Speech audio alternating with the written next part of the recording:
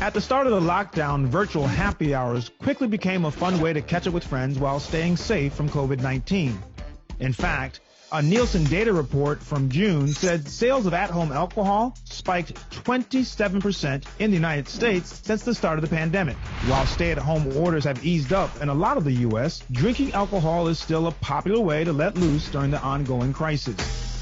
As people continue to look for an escape, what are the signs it's time to power down your virtual happy hour? Virtual happy hour meetings quickly became the hottest invite in town when COVID-19 required millions of people to stay at home. Still with us is Dr. Domenick Sportelli. Dr. Sportelli, we just discussed how some people are relapsing with addictions, but there are concerns that these all-day happy hours are turning people into problem drinkers. What do you think about that? Doc, I am on the front lines here because I run the detox units at my hospital. And the shocking thing that I've seen is not only has there been an increase in alcohol use to self-medicate for anxiety in the general population, but I'm seeing an incredible bump in the number of people that didn't have any problems previously. So we're seeing relapse rates for people that have problems, but we're seeing the average person suddenly develop substance dependence issues. Let's think about this for a second. We have lost our coping strategies, right? Just all across the country, all over the world, as a matter of fact, we have increased stress, we have increased anxiety, we have increased isolation, we have less access to like restaurants and bars and gyms and churches and houses of worship, right? Yeah. We have no schedule. So we're home, right? So all of these things it's like the perfect storm. I've used that analogy before. It's like the perfect storm to get people to self-medicate because they feel all of this stress and anxiety, right? Now, if you already have a substance dependence issue, this is just like throwing fuel on a fire, right? It's adding to an existing problem.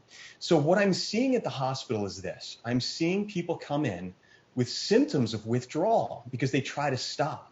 And then they start to have shakes and they start to feel confused or they start to feel excessively anxious, all of these symptoms of alcohol withdrawal. And I ask them, have you ever had a problem before? And they say, no, absolutely not. Well, how much have you been drinking lately? And they're like, well, I guess, now that I'm home and, I'm kind of being a little social with friends online, I don't know, maybe 3 or 4 drinks a day. And I'm like, okay, well, that's certainly not the guidelines. It's over the guidelines. But if I really ask them, well, what is 1 drink to you?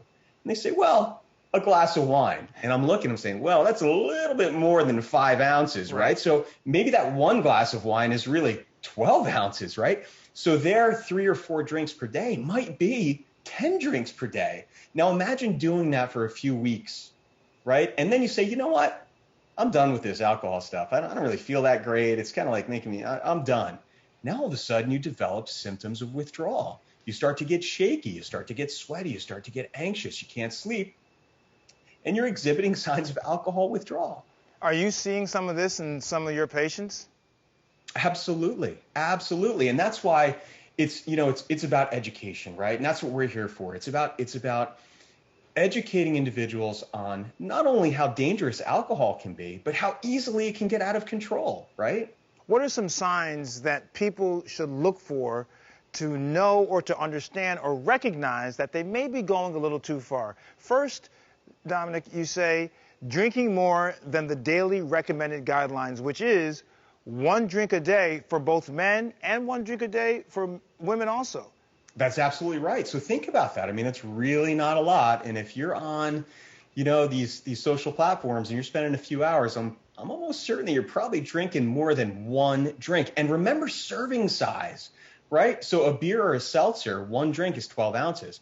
But a glass of wine, which we tend to pour ourselves, 5 ounces is 1 serving size. 5 ounces is not a whole lot. And if you're mixing in a little bit of hard alcohol, 1.5 ounces, that's a tiny little bit, equals 1 drink.